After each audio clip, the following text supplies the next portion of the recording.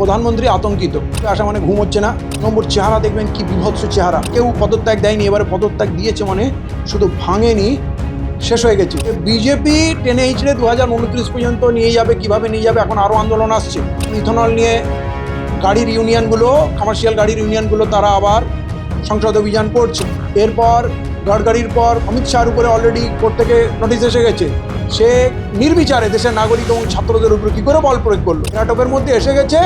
অতএব এই দল আর সার্ভাইভ করবে না। মানুষের মধ্যে এত ক্ষোভ, এত জনারোষ, কোনো ব্যানার ছাড়া, কোনো পলিটিক্যাল পার্টি ছাড়া, কোনো লিডারশিপ ছাড়া যখন পুরো দেশের মানুষ নেমে গেছে, তখন বুঝুন এই দল শেষ হয়ে গেছে। 2029-এ আছে, এ দেখবেন বিজেপির মধ্যে বিদ্রোহ হবে, বিজেপির মধ্যে ফাটল হবে, বিজেপি দলটা ভেঙে যাবে। কারণ ওই বলে না, জাহাজের বিপদ হলে সব থেকে আগে ইঁদুর পালিয়ে যায়। তো এই নেতারা খুব সুযোগ সন্ধানী। বিজেপিকে কেউ ভালোবাসে না, বিজেপিকে ক্ষমতা। আপনারা তো তৃণমূলের নমুনা দেখলেন না, দল পড়ার সঙ্গে সঙ্গে সব দল ছেড়ে পালিয়ে গেল। বিজেপিরও তাই হবে। বিজেপি যখন ভিতর থেকে ফাটল ধরেছে না, তখন হু করে, আরে তৃণমূল পড়বে কেউ এক্সপেক্ট করেনি। কারণ তৃণমূলের পড়ার পিছনে SIR-এর ধাঁধলি আছে, EVM মেশিনের ধাঁধলি আছে, মুসলিম ভোট ভাগ হওয়ার ব্যাপার আছে, অনেক ফ্যাক্টর কাজ করেছে। কিন্তু তা সত্ত্বেও তৃণমূল পড়বে কেউ জানে না, কিন্তু বিজেপি পড়ে যাবে এটা সবাই বুঝতে পারছে। আপনি যশবন্ত সিনহার বক্তব্য দেখেন, আপনি মুরলী মনোহর যোশীর বক্তব্য দেন, তিনি বলছেন আমি পুরোপুরি ছাত্রদের সঙ্গে। অতএব ফাটল দেখা দিয়েছে, ফাটল বাড়বে। এবং এই দল যেহেতু আর থাকবে না, 2029-এর অনেক আগে দেখবেন হু করে বিভিন্ন দলে বিজেপির এমপিরা, MLA-রা সব পালিয়ে যাবে। এবং প্রতিবেশী একটাও বন্ধু নেই, সবই শত্রু। তাহলে আপনি বলুন, একে ভারতবর্ষকে যে লোকটা ডুবিয়ে ধ্বংস করে দিল, দেনায় ডুবিয়ে দিল, দেশের সব সম্পদ শেষ হয়ে গেল, কোম্পানিগুলো উঠে গেল, সংস্থাগুলো ধ্বংস হয়ে গেল, এইটা কি বিশ্বগুরুর কাজ? অতএব পথে ঘাটে মিছিলে আপনি দেখবেন ছেলেমেয়েরা ওনাকে কি ভাষায় সম্বোধন করছে এবং সব ভাইরাল হয়ে গেছে। তাহলেই বুঝবেন যার দেশে, নিজের দেশেই কোনো সম্মান নেই, সে বিশ্বগুরু কি করে হতে পারে। তো শুক্রবারে যে 24 তারিখে যে লোক নেমেছিল, তো তেরঙ্গা নিয়ে নেমেছিল। তেরঙ্গা তো আপনারা নতুন নতুন হাতে দিয়েছেন, আপনারা তো তেরঙ্গা মানতেন না। নাগপুরে তো 50 বছর, স্বাধীনতার 50 বছর পর্যন্ত আপনারা তেরঙ্গা ধরেননি। আপনারা RSS তো ব্রিটিশদের দালাল ছিল। হঠাৎ এখন তেরঙ্গা নিয়ে নাচানাচি কি করছে? তেরঙ্গা আমাদের চেনাবেন? আপনার কংগ্রেসের ঝান্ডা তেরঙ্গা, তৃণমূলের ঝান্ডা তেরঙ্গা, আরও অনেক দলের, NCPর ঝান্ডা তেরঙ্গা, অনেক দলের ঝান্ডা তেরঙ্গা। আপনার তো ঝান্ডা তো গেরুয়া, আপনাদের কি তেরঙ্গা ঝান্ডা? অতএব এখন তেরঙ্গা সেজে আপনি জাতীয়তাবাদী সাজছেন। তো দেশকে বিক্রি করে, দেশকে ডুবিয়ে, দেশের মানুষ আজ ক্ষিপ্ত আপনাদের প্রতি। আজ যে 14,000 নিয়ে নামবেন, তো সেইখানে তো কয়েক লক্ষ মানুষ শুক্রবারে নেমেছিল। আপনি কি ওই পরিমাণ লোক পাবেন? শুক্রবারে লোক এসেছিল স্বতঃস্ফূর্তভাবে, এবং আপনি 26 তারিখ বলেছিলেন তেরঙ্গা যাত্রা করবেন। তো 26 তারিখে আপনার তেরঙ্গা যাত্রা তো দেখলাম না, কোনো তেরঙ্গা যাত্রা দেখলাম না। আপনি তেরঙ্গা যাত্রা করুন, আপনার কেন প্রতিটা ভারতীয় তেরঙ্গা যাত্রা করার অধিকার আছে, করুন। কিন্তু এই কম্পিটিশানে ওরা 7,000 এনেছে, 7,000 না, ওরা কয়েক লক্ষ যুবক ছিল। এবং ওটা কোনো রাজনৈতিক দলের ছিল না, ওরা যুবক ছিল, নাগরিক, স্কুলের ছেলে থেকে আরম্ভ করে ইউনিভার্সিটির প্রফেসররা পর্যন্ত ছিল, মানবাধিকার কর্মী ছিল, সবাই ছিল। আর আপনি আন্দোলনকারীদের কেস দিয়ে বলছেন ওরা কেউ ছাত্র না, ওরা কেউ নিটের পরীক্ষা দেয়নি। ও, আপনি যে মিছিলটা বার করবেন তাতে সব নিটের পরীক্ষার্থীরা থাকবে কি? অতএব এই ধরনের মুখ্যমন্ত্রীর কথা অত্যন্ত লজ্জাজনক। একটা বিষয় নিয়ে দেশব্যাপী আন্দোলন হচ্ছে শিক্ষা ব্যবস্থার উপরে।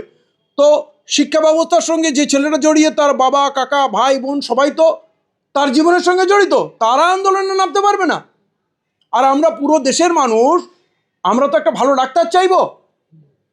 নিটের পরীক্ষার সঙ্গে তো ডাক্তারের সম্পর্ক। তাহলে আমরা দেশের মানুষ, আমরা কেন পথে নামবো না? আমরা তো ভালো ডাক্তার চাই।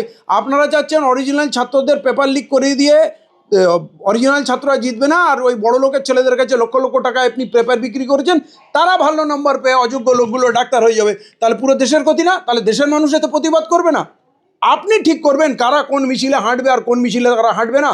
মানে একটা মুখ্যমন্ত্রী কি করে এই ধরনের কথা বলেন, বায়াস কথাবার্তা, এটা খুবই লজ্জাজনক বিষয়। মুখ্যমন্ত্রী প্রতিবাদের রাস্তায় নামছে, আর আমাদের রাজ্যের বিরোধী দল তার তো কোনো ভূমিকাই দেখতে পাচ্ছি। এই ধরনের ঘটনা হলে তো শুভেন্দু অধিকারী যখন বিরোধী দলনেতা ছিল তিনি একাধিক ভূমিকা নিতেন। এখন মুখ্যমন্ত্রীর গদিতে বসে তিনি প্রতিবাদ করছেন, অথচ বিরোধী দলনেতা বিরোধী বলে কেউ নেই তো। এখন যদি বালিশ চাটা নামতে যায়, কার বিরুদ্ধে নামবে? তাকে তো নেবে এই ধর্মেন্দ্র প্রধানের ইস্তফা দাবি করতে হবে, নাকি ওখানে নেবে বলবে না ধর্মেন্দ্র প্রধানকে রাখতে হবে, তাহলে তো পিটাবে। আর ওরা তো 21শে জুলাইয়ে একটা মঞ্চ সাজিয়ে দেখেছে, চেয়ারে একটা লোক ছিল না, ফাঁকা। অতএব ওরা ওজন বুঝে গেছে, ডিম খাওয়ার জন্য ঘরে লুকিয়ে আছে, শুভেন্দুবাবুর আশ্রয়ে গেছে। এবারে তো রাস্তায় বেরোলে সত্যি ওরা ডিম খাবে, কারণ মানুষ ওদের উপরে ক্ষিপ্ত হয়ে আছে। অতএব ওরা কি করে নামবে? মমতা বন্দ্যোপাধ্যায় এখন দিশেহারা, তার কাছে লোক নেই। সে এখন তাই জন্য ভাবছিল ভিড় দিল্লিতে আছে, দিল্লিতেই চলে যাই, ওখানে কি ভিড় পেয়ে যাব। তার আগেই খেলা শেষ হয়ে গেছে। অতএব রাজ্যে এখন কোনো বিরোধী নেই।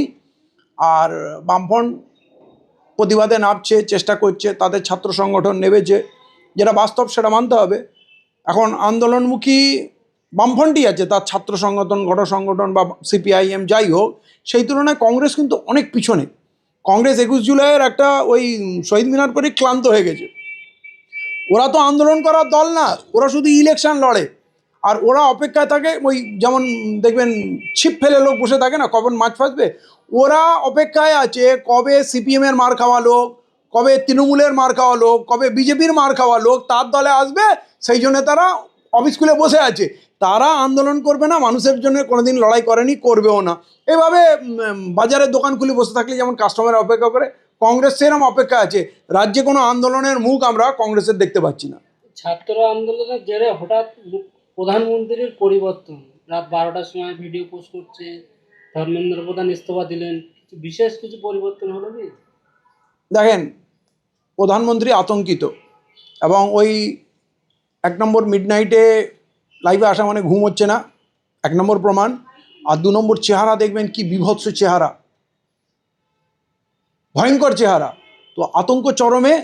এবং যে লোক কোনোদিন তার দলের কেউ পদত্যাগ দেয়নি, এবারে পদত্যাগ দিয়েছে মানে শুধু ভাঙেনি, শেষ হয়ে গেছে। এবং পার্টির মধ্যে বিদ্রোহ শুরু হয়েছে, গ্রামে গ্রামে বিজেপির পরিবারে ভাঙন ধরছে। বাবা মা বিজেপি ভক্ত, ছেলেপুলেরা বলছে বিজেপির বিরুদ্ধে স্লোগান দিচ্ছে। অতএব বিজেপির বুনিয়াদ ভেঙে গেছে, বিজেপির দল ভেঙে যাবে খুব তাড়াতাড়ি। সেটা বাধ্য হয়ে এই আন্দোলনকে থামানোর আর কোনো উপায় না দেখে ধর্মেন্দ্র প্রধানকে রিজাইন করতে বলা হয়েছে। তবে একবার যদি কোনো জায়গায় ফাটল ধরে দেওয়ালে, সে ফাটল বাড়তেই থাকে, সে ফাটলটা আর কমে না।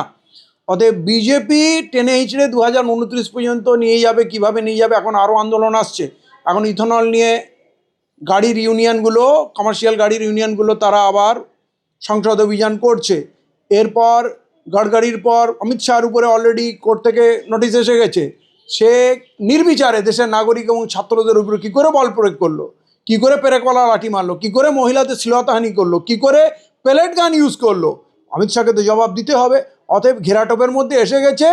অতএব এই দল আর সারভাইভ করবে না। মানুষের মধ্যে এত ক্ষোভ, এত জনারোষ, কোনো ব্যানার ছাড়া, কোনো পলিটিক্যাল পার্টি ছাড়া, কোনো লিডারশিপ ছাড়া যখন পুরো দেশের মানুষ নেমে গেছে, তখন বুঝুন এই দল শেষ হয়ে গেছে।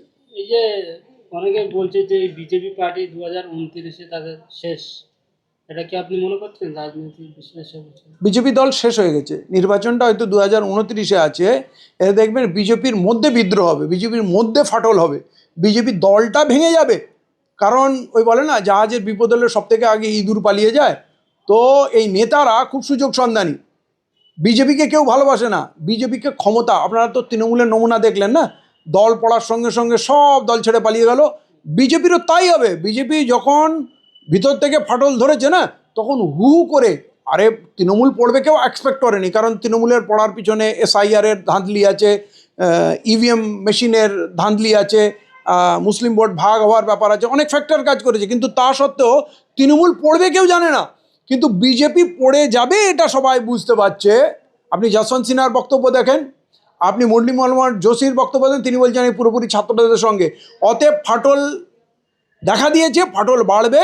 এবং এই দল যেহেতু আর থাকবে না, 2029-এর অনেক আগে দেখবেন হু করে বিভিন্ন দলে বিজেপির এমপিরা, MLA-রা সব পালিয়ে যাবে। উনি বলেছিলেন চা বিক্রি করেন, ওনার গ্রামে কোনো স্টেশন, রেল লাইনই ছিল না। অতএব ওনার বাবা স্বাধীনতা সংগ্রামে ব্রিটিশের হাতে মারা গেছেন। উনি জন্মেছেন 1950 সালে। কী করে হলো এই ঘটনা উনি ব্যাখ্যা দেবেন। উনি ড্রেন থেকে গ্যাস বার করে উনি চা রান্না করেন, উনি অদ্ভুত অদ্ভুত কাজ করেন। অতএব ওনার মিথ্যা ফাঁস হয়ে গেছে। ওনাকে বিশ্বগুরু কেউ মানে না। বিশ্বের ওনার ওই মেলোডি ছাড়া আমার মনে হয় মেলোডিও ওকে পছন্দ করে না। বাকি উনি ভালো জানবেন মেলোডির কী ব্যাপার আছে। বাকি তো ফাদারল্যান্ড আর ট্রাম্পও ওনার বন্ধু না, ট্রাম্প ওনার বস। ট্রাম্প ওনাকে বসিয়ে বসিয়ে বলছে গণহত্যাকারী, হ্যাঁ, তো সেগুলো উনি অপমানগুলো হজম করছেন। ভারতীয়দের কোমরে দড়ি বেঁধে চেন বেঁধে পায়ে বেড়ি বাঁধিয়ে পাঠাচ্ছে, তাতেও উনি টু শব্দটি করছেন না। আমাদের তেলের জাহাজগুলোতে আমেরিকা মিসাইল মেরে ডুবিয়ে দিচ্ছে, তাতেও উনি কোনো কথা বলেন না। আমাদের ওখানে ট্যারিফ বসাচ্ছেন, এখন নাকি কৃষির ডিল করেছেন, ওখান থেকে শস্য এবং দুধ ডেয়ারি মিল্ক ভারতবর্ষে ঢুকবে, এখানকার চাষিরা এবং এখানকার ডেয়ারি ফার্মিংয়ের লোকগুলো সব শেষ হয়ে যাবে। তাহলে উনি কীরকম বিশ্বগুরু আপনারা বুঝুন যে ওনার পৃথিবীতে আর কোনো বন্ধু নেই এবং প্রতিবেশী একটাও বন্ধু নেই, সবই শত্রু। তাহলে আপনি বলুন, একে ভারতবর্ষকে যে লোকটা ডুবিয়ে ধ্বংস করে দিল, দেনায় ডুবিয়ে দিল, দেশের সব সম্পদ শেষ হয়ে গেল, কোম্পানিগুলো উঠে গেল, সংস্থাগুলো ধ্বংস হয়ে গেল, এইটা কি বিশ্বগুরুর কাজ? অতএব পথে ঘাটে মিছিলে আপনি দেখবেন ছেলেমেয়েরা ওনাকে কি ভাষায় সম্বোধন করছে এবং সব ভাইরাল হয়ে গেছে। তাহলেই বুঝবেন যার দেশে নিজের দেশেই কোনো সম্মান নেই সে বিশ্বগুরু কি করে হতে পারে।